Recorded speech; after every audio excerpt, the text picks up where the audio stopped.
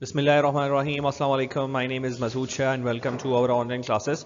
Student, आज के इस लाइव सेशन में आपको खुशामदीद। आज हम बात करेंगे चैप्टर नंबर 3 पर, और चैप्टर नंबर 3 का जो हमारे पास नेम है वो है chemistry of S block elements. तो आज हम बात करने के लिए जाएंगे आपसे chemistry of S block elements पर, ठीक है।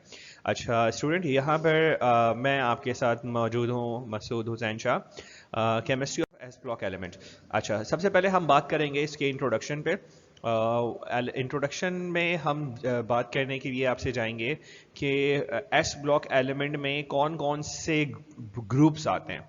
सो स्टार्ट करते हैं। The element of group 1A and group 2A of the modern periodic table are called S block element, ठीक है। तो जो आपके पास जो ग्रुप 1A है और ग्रुप 2A के जो एलिमेंट होते हैं they are called S block element. अब इनको क्यों एस ब्लॉक एलिमेंट कहा जाता है वो मैं आपको बता दूं, क्योंकि इनका जो लास्ट इलेक्ट्रॉन होगा, जो वैलेंस इलेक्ट्रॉन होगा, वो एस ऑर्बिटल में जाएगा। तो जब लास्ट इलेक्ट्रॉन एस ऑर्बिटल में जाता है तो वो एस ब्लॉक एलिमेंट्स कहलाते हैं, ठीक है। अच्छा, the two types of s block element are possible, that is the element with one electron, यानी वो कह रहे हैं कि s block element के दो टाइप्स होती हैं।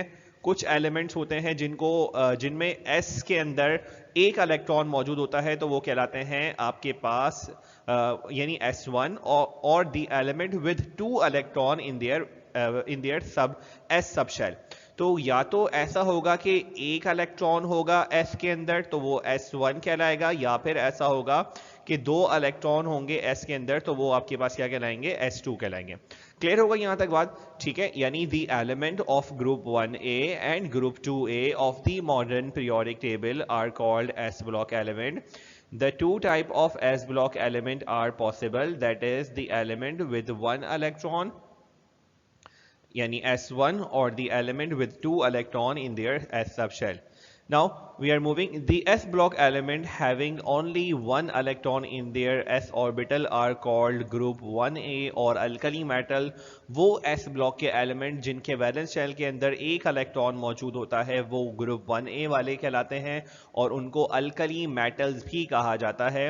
Whereas the s block element having two electron filling their s orbital are called group 2A, और अल्कलाइन अर्थ मेटल, और जो ग्रुप 2A के जो एलिमेंट होते हैं यानी ग्रुप 2A के वो एलिमेंट होते हैं जहां पर दो इलेक्ट्रॉन s ऑर्बिटल में फिल्ड होते हैं, तो वो आपके पास क्या कहलाते हैं, वो आपके पास अल्कलाइन अर्थ मेटल भी कहलाते हैं, और उनको ग्रुप 2A भी कहा जाता है। तो यानी हमने यहां पर ये बात सीखी कि वो एलिमेंट, वो s ब्लॉक एलिमेंट जिनमें एक इलेक्ट्रॉन होगा उनके वैलेंस शेल के अंदर यानी s ऑर्बिटल के अंदर, वो ग्रुप 1A कहलाएंगे, और they are also called alkali metals. और सर वो एलिमेंट जिनके वैलेंस शेल के अंदर दो इलेक्ट्रॉन होंगे उनको ग्रुप 2A भी कहा जाएगा, और उनको अल्कलाइन अर्थ मेटल्स भी कहा जाएगा। तो यहां तक हमें जो बात समझ में आई वो ये समझ में आई कि वो एस ब्लॉक एलिमेंट वो एलिमेंट होते हैं जहां पर last electron S sub orbital में जाता है। और स्टूडेंट्स यानी सर हमें ये बात मालूम है कि एस ऑर्बिटल के अंदर दो इलेक्ट्रॉन जाते हैं, या तो अच्छा, अब कुछ एलिमेंट ऐसे होंगे जहां पर एक इलेक्ट्रॉन फेल होगा, कुछ एलिमेंट ऐसे होंगे जहां दो इलेक्ट्रॉन फील्ड होंगे। जहां एक इलेक्ट्रॉन फील्ड होगा वो ग्रुप 1A कहलाएगा, जहां दो इलेक्ट्रॉन फील्ड होंगे वो ग्रुप 2A कहलाएगा। ग्रुप 1A वालों को अल्कली मेटल्स भी कहा जाता है, ग्रुप 2A वाले को अल्कलाइन अर्थ मेटल्स भी कहा जाता है, ठीक है। फर्दर आगे चलते हैं। तो ये आपको एक अदद पीरियोडिक टेबल दिख रहा है। सर इस पीरियोडिक टेबल के अंदर ये आपको पूरा का पूरा एस ब्लॉक आपको नजर आ रहा है। ये जो लाइट ब्राउन कलर के अंदर जितने भी एलिमेंट हैं ये सब के सब एस ब्लॉक एलिमेंट कहलाते हैं। यहां पर आपको हीलियम जो नजर आ रहा है ये भी आपके पास एस ब्लॉक एलिमेंट का हिस्सा होता है, ठीक है स्टूडेंट। तो यहां पर हमने क्या देखा कि ये जो आपके पास हीलियम है और ये जो आपके पास एस ब्लॉक के एलिमेंट हैं यानी ग्रुप 1A वाले और ग्रुप 2A वाले, they are called S block element. अच्छा, डी ब्लॉक से, पी ब्लॉक से, एफ ब्लॉक से एस सच अभी हमारा कंसर्न नहीं है, लेकिन यहां पर मैं आपको बता दूं कि सर वो इलेक्ट्रॉन जिनमें लास्ट इलेक्ट्रॉन पी ऑर्बिटल में जाता है वो पी ब्लॉक कहलाते हैं, जिनमें लास्ट इलेक्ट्रॉन डी ऑर्बिटल में जाता है वो डी ब्लॉक एलिमेंट कहलाते हैं, और जिनमें लास्ट इलेक्ट्रॉन एफ ऑर्बिटल में जाता है वो एफ ब्लॉक एलिमेंट कहलाते हैं। स्टूडेंट फर्दर आगे चलते हैं तो हम यहाँ पर ये बात यानी सर ये तो बताएं कि why 1A called as alkali and 2A called as alkaline earth metal, कि सर क्यों हम 1A वाले एलिमेंट को अल्कली मेटल्स कहते हैं और 2A वालों को अल्कलाइन अर्थ मेटल बोलते हैं। और इनकी जो रीज़न है वो ये है कि ग्रुप 1A के जो एलिमेंट होते हैं 1A group are called alkali because they produce an alkali, यानी ये अल्कली बनाते हैं यानी हाइड्रोक्साइड बनाते हैं when they react with water. यानी सर जब जब ये वाटर से रिएक्ट करेंगे तब तक ये आपको अल्कली बना के देंगे, यानी कि बेस बना के देंगे, हाइड्रोक्साइड बना के देंगे। जैसे सोडियम जब आपके पास वाटर के साथ रिएक्ट करता है तो सोडियम हाइड्रोक्साइड जो कि आपके पास अल्कली यानी बेस है। इसी तरीके से पोटाशियम जब वाटर के साथ रिएक्ट करेगा तो पोटाशियम हाइड्रोक्साइड रिएक्ट करे बनाएगा। इसी तरीके से लिथियम, सोडियम, पोटाशियम, रुबेडियम जो होगा वो रुबेडियम हाइड्रोक्साइड बनाएगा। तो यानी सर इनको हम अल्कली मेटल इसलिए बोलते हैं क्योंकि ये अल्कली बनाते हैं जब ये वाटर के साथ रिएक्ट करते हैं। और while element of group 2A are known as alkaline earth metal, यानी जो group 2A के जो element होते हैं उनको आप alkaline earth metals बोलते हैं because their hydroxide are also alkaline, यानी जो इनके हाइड्रोक्साइड होते हैं वो अल्कालाइन होते हैं। जैसे कि मिसाल के तौर पर कैल्शियम का हाइड्रोक्साइड हो गया, ठीक है, बेरिलियम का हाइड्रोक्साइड हो गया, ये भी आपके पास अल्कालाइन होते हैं यानी बेसिक नेचर के होते हैं। सर हमें कैसे पता चलेगा अल्कालाइन है? क्योंकि अल्कालाइन की जो pH होती है वो आपके पास 7 से ज़्यादा होती है। अल्कालाइन जो होते हैं वो आपके पास जो है वो ब्लू लिटमस पेपर, अच्छा बेस की क्या खुसूसियत होती है? जैसे एसिड की प्रॉपर्टीज होती है इसी तरह बेस की भी प्रॉपर्टीज होती है। ये अच्छा बेस में जो आप फिनोफ्थलीन का जो इंडिकेटर अगर आप डालेंगे तो फिनोफ्थलीन का जो इंडिकेटर होगा जब आप उसको बेस के अंदर डालेंगे तो वो आपके पास कलरलेस हो जाएगा, यानी जो आपके पास ब्लू कलर का जो इंडिकेटर होता है वो कैसा हो जाता है? कलरलेस हो जाता है। तो बेस की कुछ प्रॉपर्टीज होती हैं, इस तरह लिटमस टेस्ट से भी आप पता कर सकते हैं कि ये एल्कली है। तो यहाँ पर हमने क्या बात पढ़ी, यानी सर हमें यहाँ पर ये बात पता चली कि वो element while element of group 2A के जो एलिमेंट होते हैं उनको आप अल्कलाइन अर्थ मेटल कहते हैं। अल्कलाइन इसलिए कहते हैं because their hydroxide are also known as alkaline, also alkaline but sparingly soluble in water, लेकिन ये वाटर के अंदर स्पेरिंगली सॉल्युबल होते हैं। स्पेरिंगली सॉल्युबल का मतलब ये है कि कंप्लीट डिसॉल्व नहीं होते बल्कि पार्शियली डिसॉल्व होते हैं in water and these metal exist in oxide from in earth crust. और ये जितने भी मेटल होते हैं दीज मेटल और ये जो है वो ऑक्साइड की फॉर्म में पाए जाते हैं, जैसे कैल्शियम का ऑक्साइड हो गया, बेरिलियम का ऑक्साइड हो गया। तो इन तमाम के तमाम मेटल्स के ऑक्साइड पाए जाते हैं, इसीलिए इन के अर्थ क्रस्ट में इनके ऑक्साइड मिलते हैं। इसीलिए इन एलिमेंट्स को हम बोलते हैं अल्कालाइन अर्थ मेटल्स। क्या बोलते हैं? अल्कालाइन अर्थ मेटल्स बोलते हैं। ठीक है स्टूडेंट, फर्दर आगे चलते हैं। तो अब हम डिस्कस करेंगे इस चैप्टर के अंदर ग्रुप ट्रेंड्स। और ग्रुप ट्रेंड्स, देखो ट्रेंड क्या होता है, जो जैसे आजकल ट्रेंड चल रहा होता है, कभी लॉन्ग शर्ट का ट्रेंड चलता है, कभी शॉर्ट शर्ट्स का जो है वो ट्रेंड चलता है, और कभी जो है वो आपका ट्रेंड चलता है कि आप स्पाइस हेयर ड्रेस करवा लेते हैं, कभी आप सीजर करवा लेते हैं, कभी लॉन्ग स्पाइक बनवा लेते हैं। तो ये डिफरेंट जो है वो ट्रेंड्स आपके पास चलते रहते हैं। कभी आपकी जो पैंट है वो ड्रेस होती है उसका ट्रेंड चल रहा होता है, और कभी जो है वो आपके पास नैरो हो जाती है बॉटम से, उसका ट्रेंड चल रहा होता है।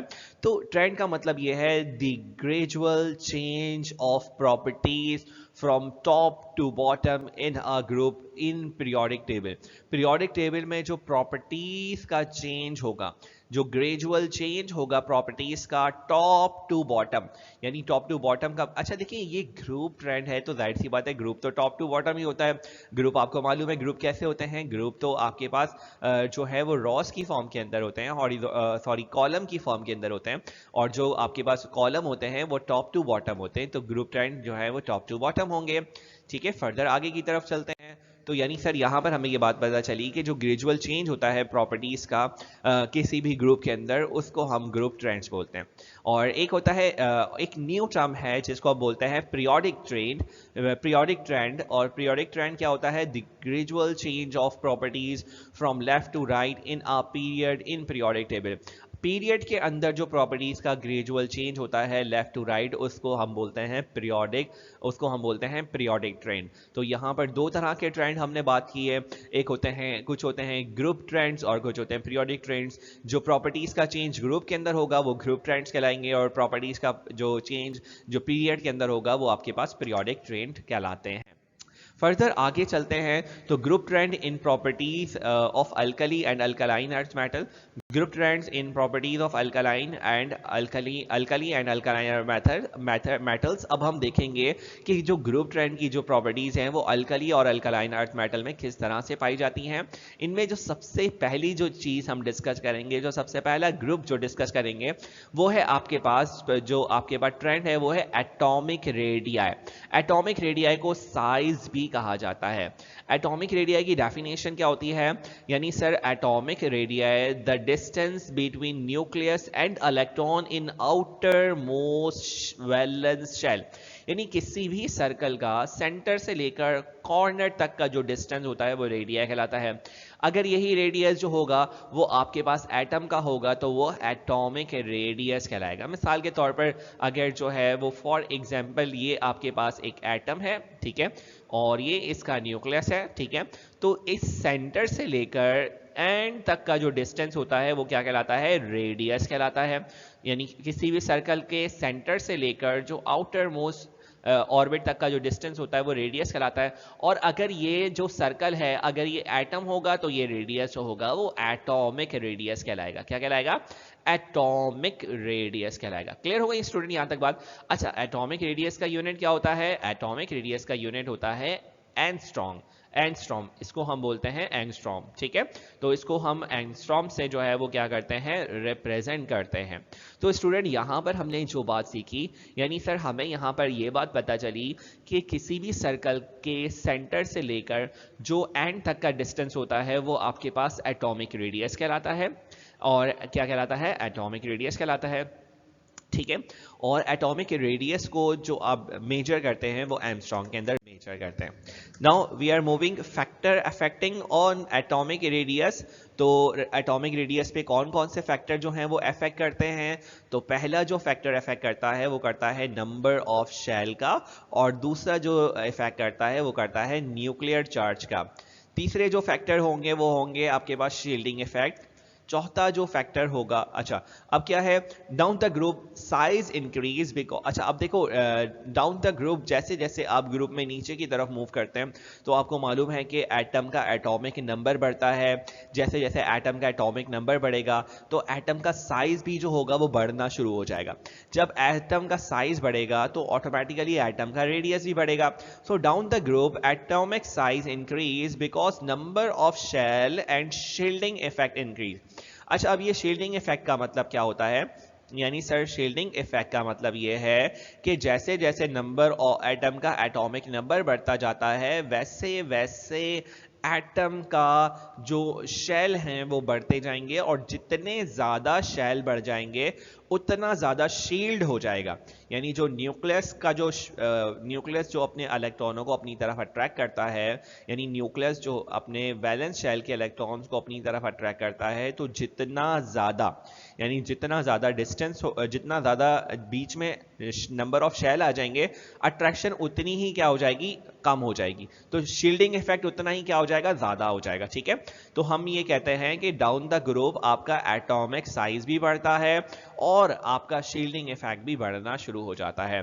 अगर हम बात करते हैं लास्ट पॉइंट पर, जैसे कि आपको नजर आ रहा है लास्ट पॉइंट में क्या है?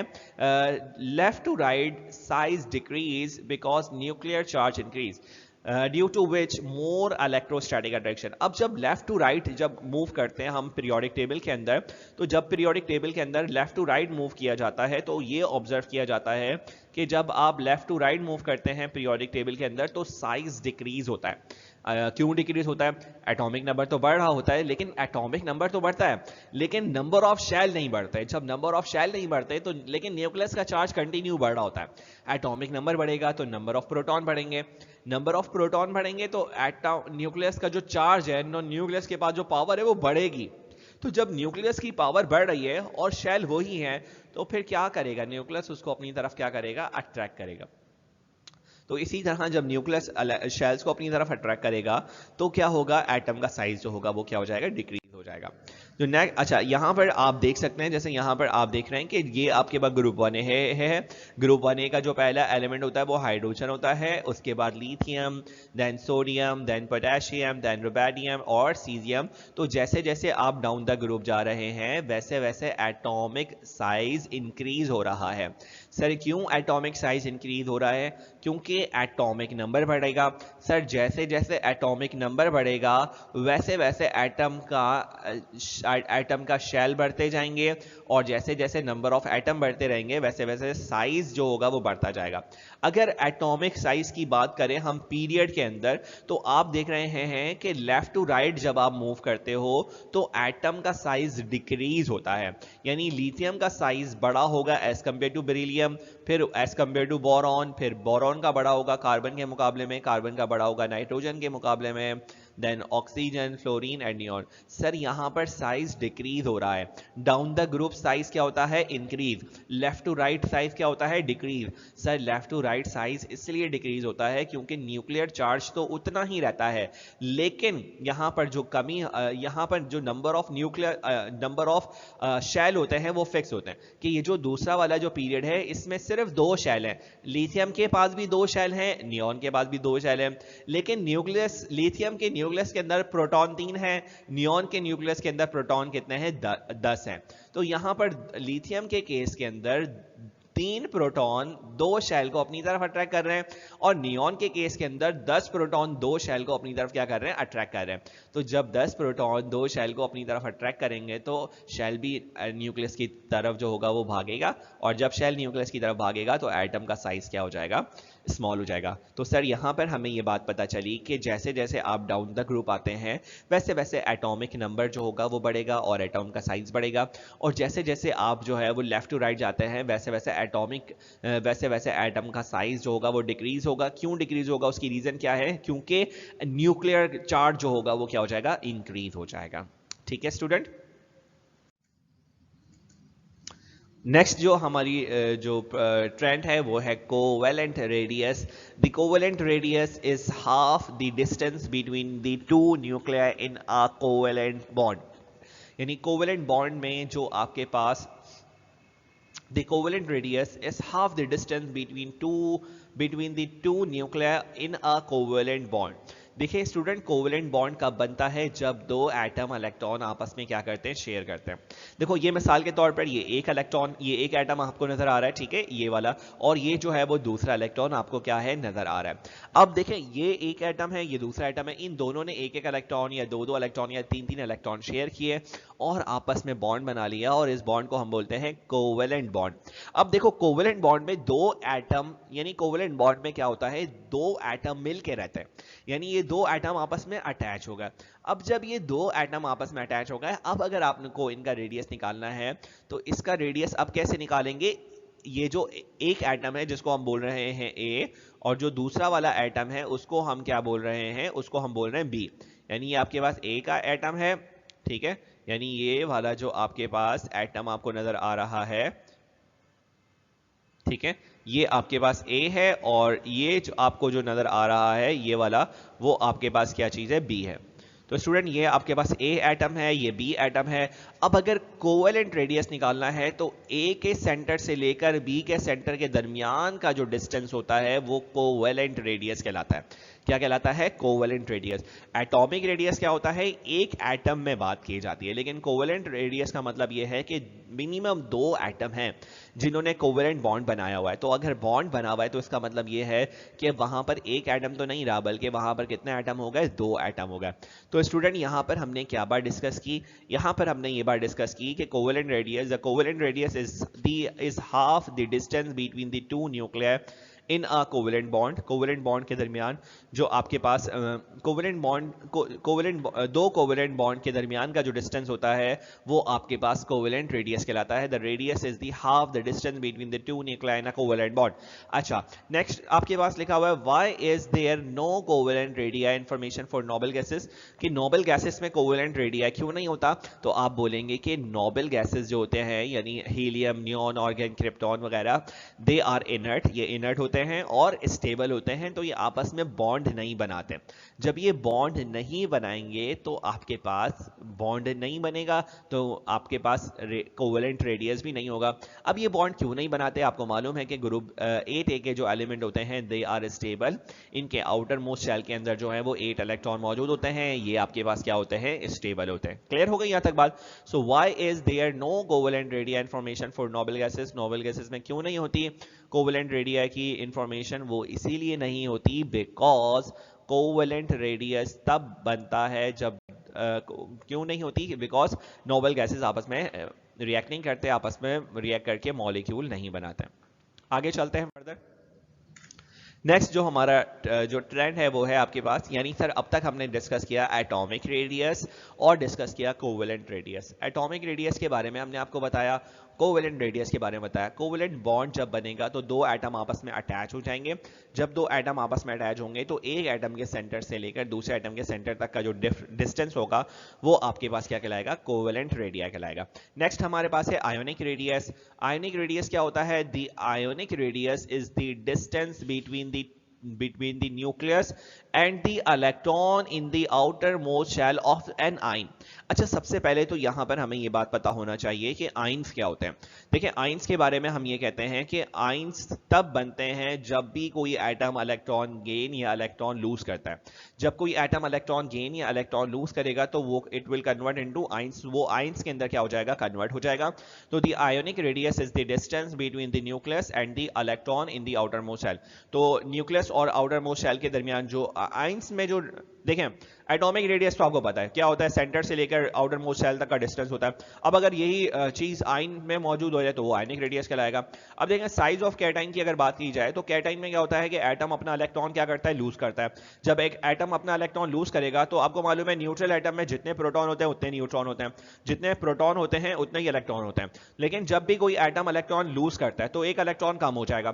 देखें, जब इलेक्ट्रॉन और प्रोटॉन दोनों की क्वांटिटी सेम है तो अगर दोनों की क्वांटिटी सेम है तो इसका मतलब जो फोर्स अगर मिसाल के तौर पर दोनों की क्वांटिटी सेम है तो जितना आपके पास पॉजिटिव चार्ज है उतना ही क्या है? नेगेटिव चार्ज है।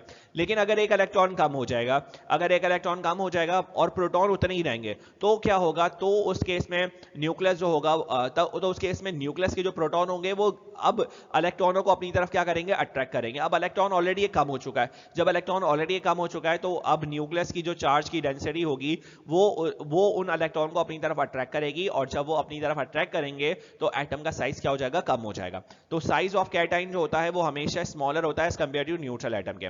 और इसी तरीके से साइज ऑफ एनाइन की बात की जाए, एनाइन में क्या होगा? एटम इलेक्ट्रॉन गेन करेगा। सर, जब एटम इलेक्ट्रॉन गेन करेगा तो अब इलेक्ट्रॉन की क्वांटिटी बढ़ गई, लेकिन एटम के न्यूक्लियस के अंदर प्रोटॉन उतरे ही हैं।